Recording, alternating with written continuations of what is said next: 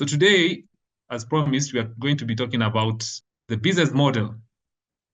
Why is business model important? It's a 4-part series. The first session was last week.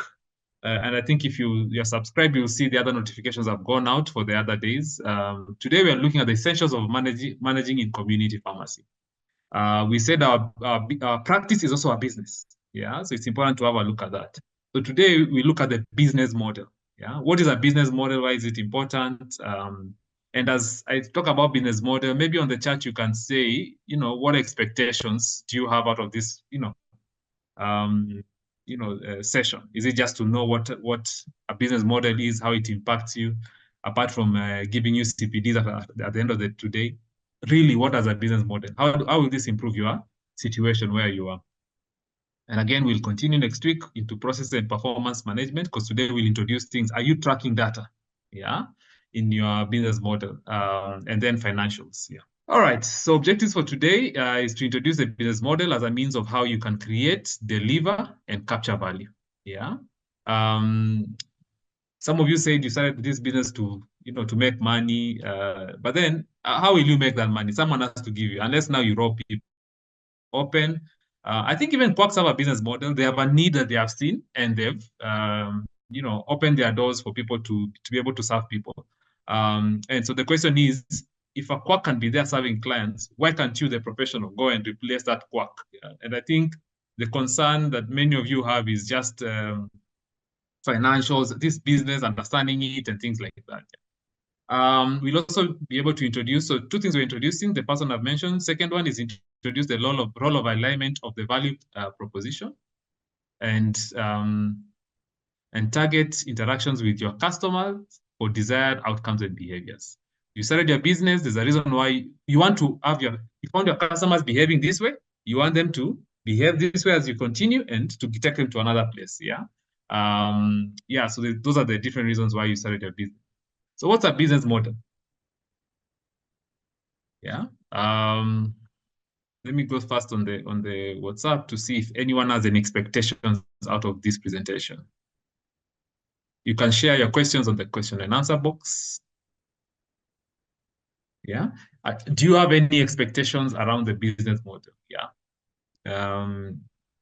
I know most of us in uni or college, we were never trained these particular aspects, or if you were, maybe it didn't go a bit deeper. So I'll introduce these concepts that I've said I have here, and we can always delve deeper on them, as we do. Do guys still want to learn about this? We can delve deeper, far much deeper. All right, so a business model, like you said, is a framework. It's a foundation under which you build your strategies. Yeah. Someone the other day called and said, I hear pharmacy has money, So that's their foundation. They are building this business on that it has money. Only for them to start, and a few months down the line, they are wondering, hey, I was lied to. Yeah, because there are many things that go into that. Yeah, because do you even have the heart of the customer? Because that's the person who will be paying you. So that's what the business model is about. It influences your strategies, yeah, and operations. Our clients, they come from 6 a.m. to 6 a.m. to 10 a.m. So your business model and operations have to ensure that they have staff at that time. If I come to your shop and that's the busiest hour and you only have one staff because the protocol says only one staff at 6 a.m. to 10 a.m., then you're going to lose clients because your operations are not responding. So you look at your business model and say, okay, why do customers come to us? And are our operations responding in that right way? Number 2, it describes how your pharmacy will create value for your patients, payers, and other stakeholders. Shortly, we look at how you create value for your customer. You find them somewhere needing something. You promise them something here. But, for them to reach there, there's a hill. There are things that are resisting, kuna excuses or, like that. Wako expensive, their place is so clean. I don't know if I'm paying for the all these nice fancy things. There are places you can't take that kind of detail to customers. They'll just look at you and say, no, I don't want to enter here. Nimezoea ile ingine penye naekewa grill kwa mlango na savio iko nje kwa barabara. Yeah. But then, you have to figure those things out and see how you convert your customers to appreciate, to fire their old the place where they're buying and to hire you as their new place. Yeah. Components of a business model include the products. What are you offering? Some of you offer services, MTM. What's the target marketer? What do they look like? And what are the revenue streams? What are the opportunities for customers to pay us? What's the cost structure? There's one question. There's one cost structure when you start a pharmacy you never consider. Majority of you, which one is that? Someone had mentioned to me one day that we forget about Peter lights, but we forget about there's someone who once told me that you're in a dark room and you're winking. Whichever sex you are in, you could be a man, you could be a lady. You're winking at the opposite sex, and you're winking very hard to catch their attention, but the lights are off. Yeah, nobody knows what you are doing. You can wink until tomorrow. No one will know what you are doing. You need the lights so that they can. So that's also part of marketing. What Kimo was talking about. You need to be able to communicate to your customer, and the customer needs to see you. So one of the things we forget is marketing budget. Umefungua pharmacy 9 months, zile projections uliambiwa utafanya, you have never done them, and you keep wondering. Your staff are there watching. Your staff and yourself are there watching Netflix the whole day. You are sleeping there. No clients. Why? Because you haven't done any marketing. You haven't understood your customer and all those things. So a well-defined business model helps your pharmacists identify opportunities and challenges and even make changes. Because sometimes, yes, you've been existing for 10 years, 20 years. But then your business model should be able to, proper lighting and marketing also helps with marketing as well. And your pharmacy business model should align with your pharmacy's why. You remember, some of you said you are starting your pharmacy because of the money. So once you get the money you wanted, which was 100,000, see, then you can close. You've gotten your money. Yeah. Some of you said you do it because you want to help people. Yeah. What is the end? Like, where are you going? Yeah. Common pharmacy business models. So you have your home hospital pharmacy. There are actually some of you who outsource pharmacy. They run the outsourced pharmacy in a hospital. Or some of you who actually are employed there to work in the pharmacy, the community pharmacy. Sorry, in the hospital pharmacy. So then there are also chain pharmacies. Some of you work in a chain. Yeah. That's a business model. Someone has seen the opportunity of group buying and group branding, group marketing, and things like that. Some of you have standalone pharmacies in the mall or in the estate, like a shopping center. So client flow is a lot. That defines, you're sure if someone says that's a sure bet location, yeah. But then you need to look at your costs, yeah. A township pharmacy. So if you go to Keroka, where I come from, or you go to Kilifi, where I also come from, like when I go to take my children to Kilifi to see their grandparents, there's a pharmacy I go to there, and I meet a colleague, and we were able to talk. So that's my local pharmacy, and it's there, and the person is able to serve me and meet my needs. And a township pharmacy versus a chain pharmacy or a standalone pharmacy in a mall or estate, they have different perspectives. Their models would be like, oh, we only stock this. Or why? Because customers say. Sometimes they even just say, we only stock this, but they've never, when you talk with the customers, I don't know if any of you have ever gotten this situation. The customers say, we don't go to that pharmacy because sababu ana original product, ana innovator products. Yeah. So, but here on the other side, you pride yourself and say, the clients here only buy generics. So are you able to see the issue there? So either the pharmacy is not speaking to the customers to understand their needs, or on the other side, the customer just looks at you and assumes, hey, that's not my place, like that. And then you're about to close your business and yet you have never really understood, what are your clients' needs. Of course, there's an online pharmacy as well. I had a question here.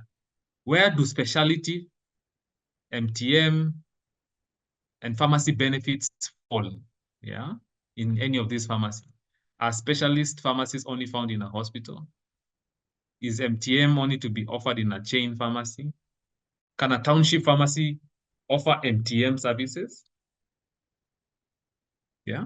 Can a township pharmacy offer pharmacy benefits? you know, in terms of you're seeing the insurance companies are coming with pharmacy fast services. Yeah. Yeah. What sort of, where should they get these services? So again, that goes to the question of business model.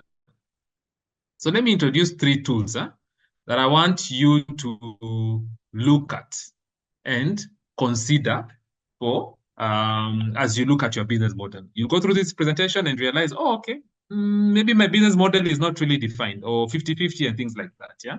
So it's up to you to see what we do. So the first tool that we commonly use when we are training people on business modeling is the business model canvas. Yeah. Yeah, basically it tells you, you know, what's your value proposition. Yeah, it's at the core. Yeah, it's the value proposition is a summary of who are my key partners, you know, my suppliers, the hospitals I market to. In a community pharmacy, who are your key partners? Maybe you can see it on the chart there. What are the key activities that I do? Yeah, I order my inventory. I look at customer surveys either I've done. What are the other key activities that you do? So you can just put it there, key partners, key activity, you know, what is it? Yeah. Key resources, you know, you could be having internet, of course, you need cash, you know, all those things. Customer relationships, what are the channels of distribution? How does the customer get you? You're a chain pharmacy, customer gets you because we put our location next to the supermarket, you know, and so on and so forth. Who are your customer segments? You wake up in the morning, you open your door, what sort of customer comes to you? Yeah, because of how you presented yourself. Is it mothers with children? Because all this is important because that's how you market to your customer. When we started Haltons, one of the things we did was a feasibility study to know who's our customer and to know this customer, who will they be comfortable speaking to. So we found that this customer will be comfortable to speak to someone who looks like they are, not looks like, who treats them like they are, you know, but the most nini we could figure is like an auntie. You know, that auntie who you go to and talk, you know, like that. So even us as the men in the pharmacy, we had to know what are these questions we need to ask our clients so that they feel, hey, there's something about that guy. I don't know what, but there's something. And that's what you'll be able to structure your policies on training, because not everyone you hire, you know, was built for your customer type. So you have to train them so that utoe uzembe fulani alafu weke vitu zingine. Yeah, so that your customer, even how they present, you know, you see a customer come and you're still there, you know, you haven't smiled by the time they've come to you. You know, that there's some places by there the customer will walk away. Yeah. So you need to understand who your customer is. What are your cost structures? One of the things that kills businesses is the fact that they don't look at their cost structure well. We need to budget for marketing. Where will that money come from? At the end of the month, I've only sold 100,000. My profit there is how much? At the end of the month, I sold 100,000. What was my profit? Can put it there on the chart. So you sold 100,000. Your profit is probably 25,000, you know, 30,000 or something like that. Now, how will you do marketing there? How will you pay salaries? How will you do all those things? You should be able to know that then, okay, there are these expenses that should be paid. And that's one of the things that we struggle as professionals. Huh? You go start and say, I just need a stock. I need an investment of 500,000. Then 9 months down the line, umehepa landlord, umechukua stock za wenyewe, umekataa kulipa, you know, you've not paid and things like that. Your name is dirty in the market. No one wants to even look at you, you know, things like that. And it's because you didn't look at the full cost. Yeah. And look at the full cost, even if it comes to $1 million or $2 million, whatever the figure, then you can go somewhere and ask with confidence and say, you know what, this is what I'm building. Or you can then decide, I'll work for Dr. Louis for some years and make my savings until it's that amount. Then I go to the market, or I will partner with someone else, you know, things like that. Because then that's how you set your business up, you know, for success. And what are my revenue streams? We talked about the different services that you offer, you know, what are those? So by the end of a business model canvas, you should be able to know what is your product and service. Who is your customer? Yeah. What does that customer value uniquely, you know, from you? Yeah.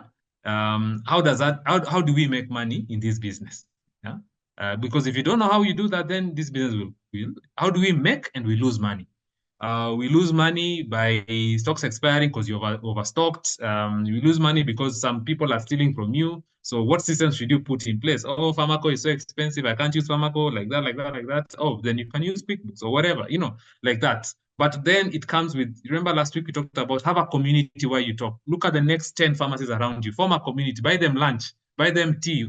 Maybe they say that the people who work in pharmacies that don't have time, yeah, or who own pharmacies.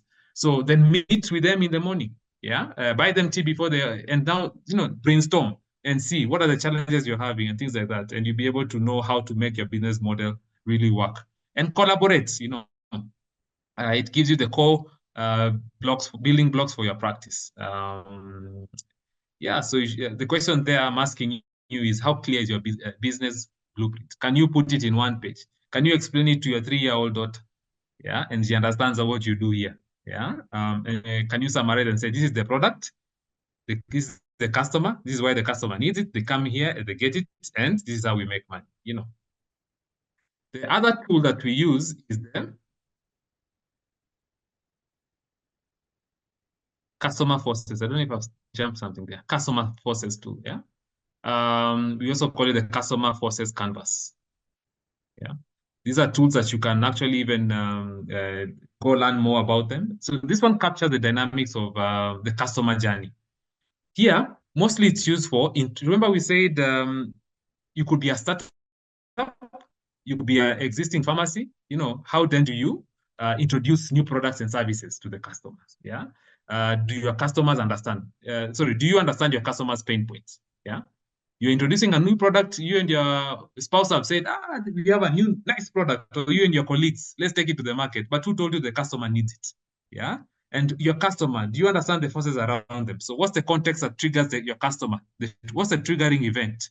When you're in when you're in Haltons, a lot of the trigger events used to be one of the spouses come from home from work around 6. I reach home, there's a client, the children are sick. So they'll come. So you should be able to be having Calpol, all those things, yeah? And you should be able to have staff now at that hour so that you deal with the customer. Or else they'll come there and they'll move away because their pain is I can't queue. Yeah? They're attracted to you. Why are they attracted to you? They're attracted to you because they know they go there, they'll find people to serve them.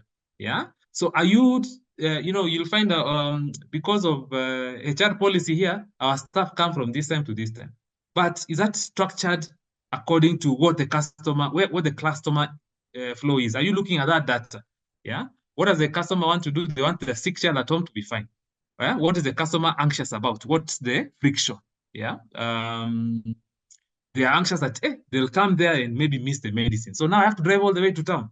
So you find sometimes the customer enters and say, just let me go to town because I know those guys will have it. But this local pharmacy here might not have it. So how do even customers know about you? Maybe you should go to a local church where they congregate like that and talk to them about, why you have their back, and you and your team, are you discussing these things?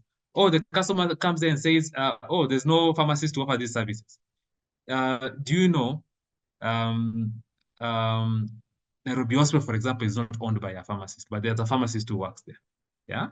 Do you know that you can actually hire the right people to deal with certain services? Because maybe you need to start offering MTM services.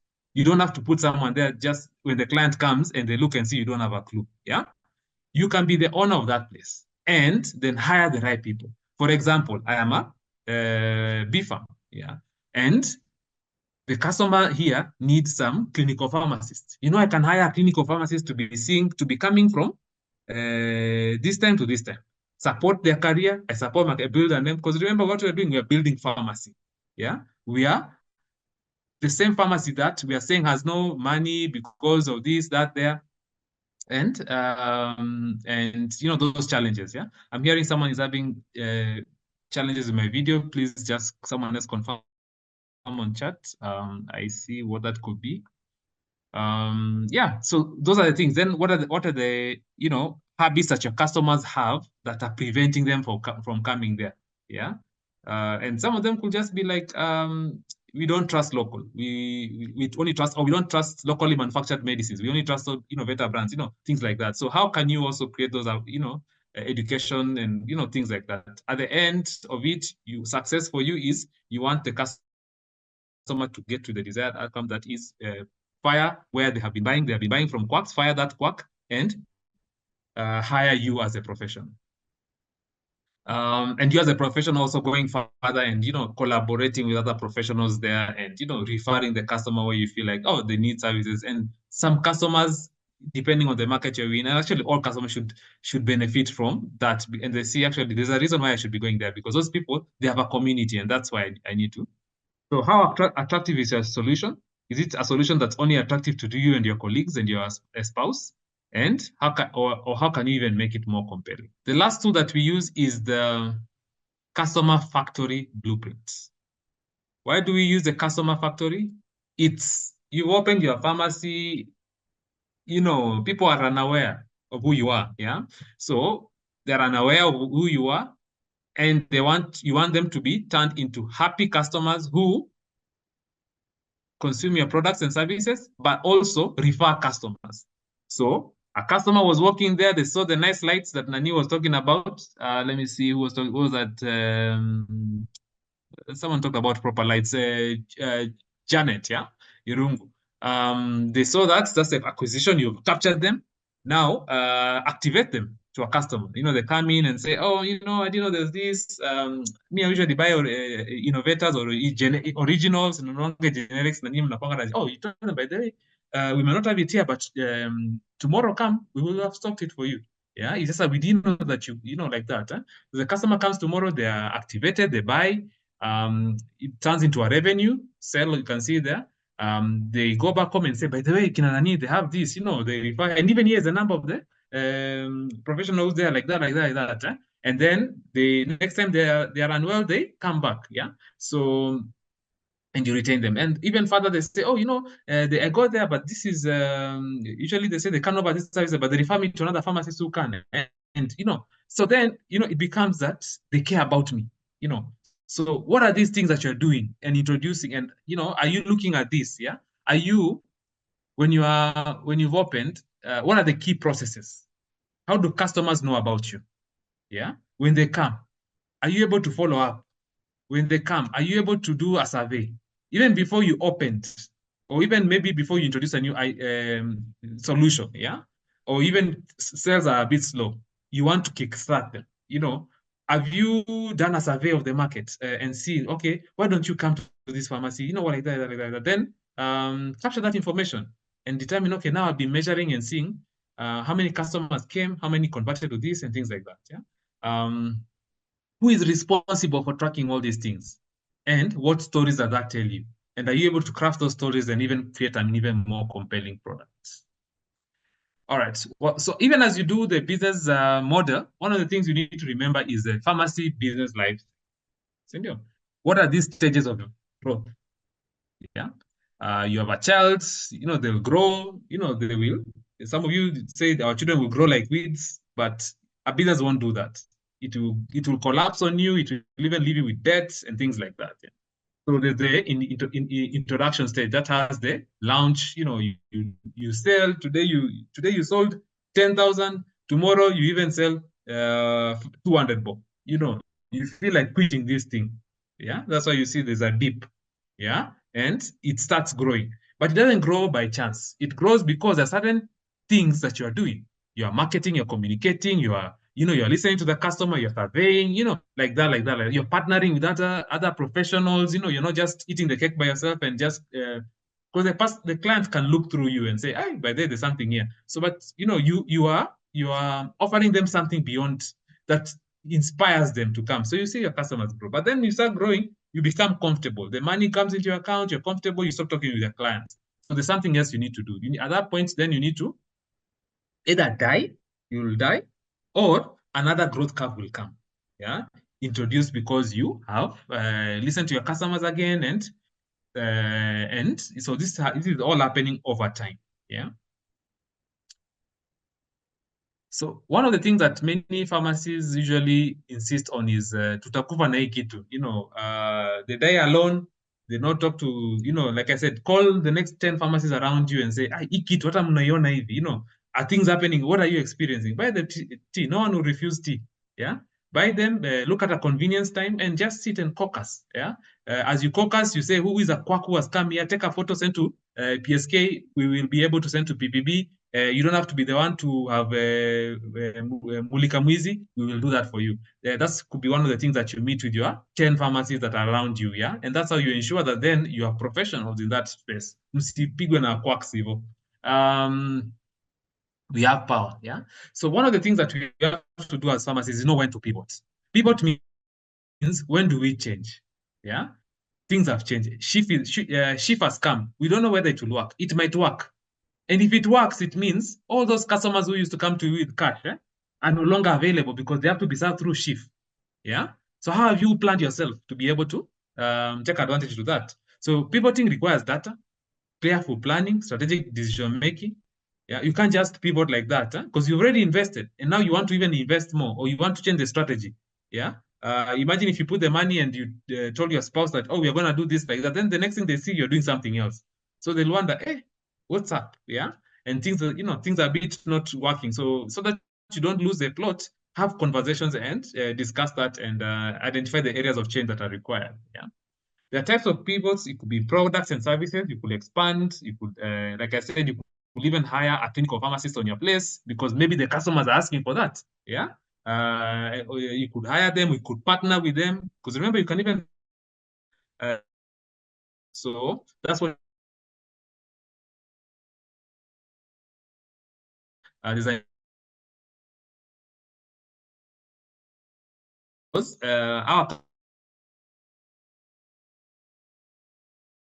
So you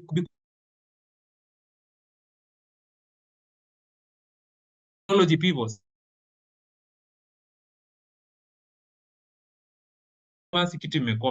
So, what are the other opportunities? So you need to think about that. Regulator, yeah. Regulation. Your staff, have you trained them? Have you,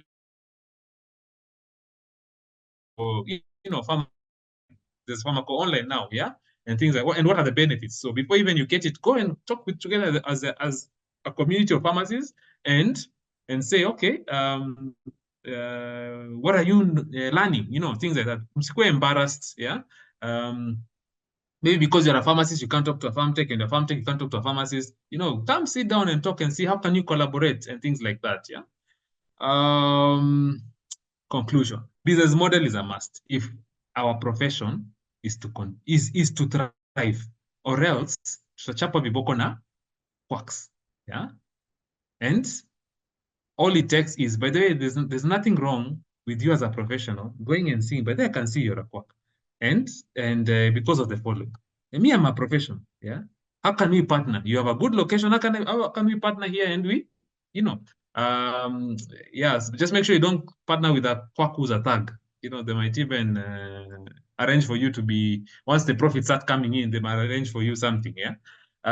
Again, look at your values. Are you aligned? Yeah. If you're not aligned, it's not just about the money because money begets not good friends. So what's your value proposition? You need to be, as we conclude, a business model is how a company makes its profit. Because remember, it's through profits that you grow and things like that. Yeah. Yeah. And so you need to understand your customer segments. Who's your customer? What are the relationships? How am I relating with my customer? What are the channels of distributing or even accessing customers or even marketing? Yeah. What are the opportunities to change? Things are changing, and so my question to you is, what is your business model? Thanks, Esther. I see what you're saying. In most pharmacies, people are not willing to help each other if you're being honest. That's true. And I agree. And one of the things that I've seen that work well is demystifying that. So you might be able, in that budget of yours every month, decide to, buy them that breakfast or, and sit down with them and wakujue, waone, wewe si ule wanadhani, or hautaiba. People think at you, steal my secrets, all those things. but you know, this cake is so big. How then do we come together, remove quacks, and then map the market and refer? Do you know that you can actually come together and but it's stronger when you come together and complain, rather even send through PSK and say, there's a pharmacy that's coming here and it is even 50 meters next to me, you know, things like that. PSK can actually fight for you because remember, we are about the profession. Yeah. So I will challenge you to be caucusing together so that usipigane tu kivyako. Yeah. Yeah. I'll take questions at this point. Remember, we are on a there's a lot more we can say about business models, and the three models that I've shared with you. What we do as coaches is we come and we sit with you and we, you know, we look and see. We take you through all those things. So we have tools. We have tools here that we actually come and, you know, we sit down with you, ask you some questions, but then the tools are questions because the answers are all with you. Yeah. And we're able to help you with your business. Yeah. All right. Thanks, colleagues. Any questions? Any questions someone might be having? You know, I'm sure for some of you, you are seeing that, oh, okay, maybe that's why things have stagnated. Yeah. Maybe there are things that I need to start doing. And by the way, when you come together like that, like the 10 of you, you can even call me to come sit with you and have tea together and we go through some of these questions and we make it a thing. Yeah. So it's that's how we help each other. Yeah. And that's how we grow and that's how we remove quacks and that's how pharmacy grows. Thank you very much, Dr. Machoku, for the very insightful presentation. I'm still waiting for some guys to ask questions. I don't know why the guys have been so silent. However, Doc, I think from my end, you know, we really need to thank you, Doc. I think you're opening our, you know, opening our eyes. You know, we are now starting to understand, you know, things that perhaps before we, you know, we might not have, you know, taken a lot of interest in, you know, the aspect of model, the aspect of business proposition, you know, these value-added pharmacy services. I think there are things now that we are starting to understand. And we really appreciate you, Doc, for this. They're actually questions. So maybe I see two, but they are related. How do we pivot with specialty services? Thanks, guys. I can see some of you say it was engaging, and actually it was engaging because the people were actually putting the questions in there, and I was answering them as we were going. How do I improve the performance of a standalone pharmacy? So those two questions, I would say, are related, and one of them, one of the guys who really inspires me is a guy called Rick Warren. Yeah. So Rick Warren is a pastor. So yeah, but he started what is now known in the US mega churches. Yeah, those were in the 70s. So he went to this place. He started a church, and by that church of his, they didn't have a building, so they would every weekend they take up a space and they collapse it. They moved locations almost 70 times before they actually got a building. And what he did was he did a questionnaire. Yeah, one of the things that I find that is a powerful tool is getting a questionnaire and go almost door to door, households, estates. Before you're trying to market, wachana na marketing kwanza. Go down and see what are the customers saying. What are their pain points? Yeah, why are they not coming to this place? What will make them come to this place? Oh, specialty services. Okay, that means then I need to get a pharmacist with who's able to offer specialty services according to the levels of practice. Okay, that's good. Or you can say, let me go back to school and be a specialist, be a pharmacist first, or then a specialist pharmacist next. Yeah? But it's up to you to decide. Again, that's in your business model. But then the customer needs it today. So what do? You could partner with someone else, advertise for the role. Once they come, you sit down and say, by the this thing is a need, but there's I don't know how to make it happen. Can we partner? A revenue share. Do we do? Then maybe I can talk about partnership models. Yeah, it can be revenue share, equity. It can be just you pay them something, and they come a certain number of hours. Because remember, even specialists, medical doctors, that's how they started. Before they became so popular the way you're seeing them now, they started by going somewhere and sort of like locoming, but not so locoming, but just offering their time there. So create the space, yeah, get the person come, they give their license there, then they are sitting there and they're able to offer those services there. And that's how we change that market. Or else then you have other people claiming, because you are a professional, you think, okay, I can't offer this service. But now there's a quack there who's even consulting even more than, even the specialist, and the clients even appreciate them more. So there are things you can do. The questionnaire is one of them, but another powerful one is really buying that tea for the 10 pharmacies around you. Get to know them. Understand shida ni gani. Are you sharing the same shida? Shida yake might be an opportunity for you, yako inaweza kuwa, like that, and then you craft solutions out of that. So that's how you start. Yeah, that's how you even add more services into your standalone. And of course, get a coach like me into that group of 10 people.